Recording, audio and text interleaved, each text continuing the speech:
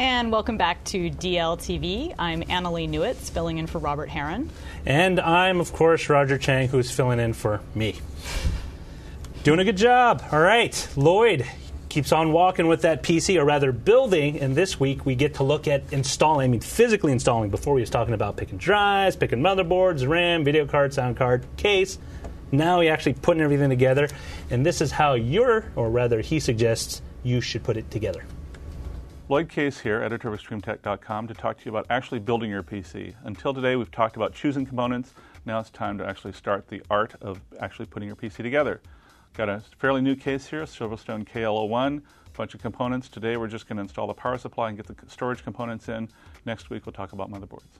When you're installing the power supplies, it's better to install the power supply vertically in some cases, and in other PC cases you want to set the case on its side to install it. In this particular case, the Silverstone that we're using, it's better to lay the PC on its side before you install the power supply.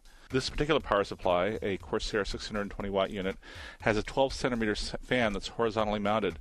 What that fan does is it sucks air out of the case and blows it out of the back of the power supply, cooling down the power supply components.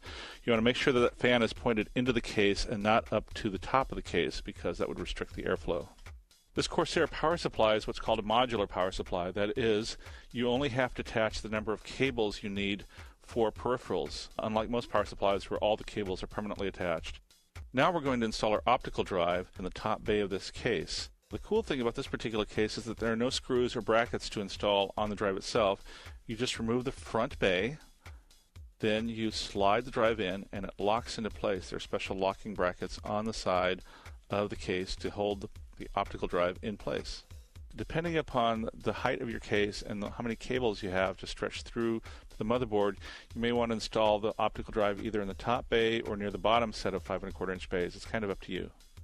Every case has a different way of mounting the hard drives. In this particular Silverstone case, the drive actually mounts into a sled that's easily removable with this lever. The bracket itself is made out of a soft plastic and can dampen the vibration made by the hard drive in order to reduce noise coming from the case. While normally a standard machine screw that's often used to hold the case doors or the power supply in place can be used with hard drives, this particular machine screw has a little dead space in it in order to fit entirely through the length of this drive mounting sled. At this point, once the drive is screwed into the sled, all you need to do is slide it back into the case and snap the lever down.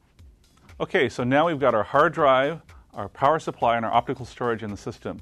Next time around, we'll talk about getting your motherboard in, getting your memory, your CPU all installed. So stay tuned and check back then. Thank you, Loyd. Now, next week, we're going to be doing a special Digital Life episode of DLTV, so Loyd will not be back then, but he will be back the week after, and he's going to continue on installing everything in this brand new spankin' PC, including the motherboard.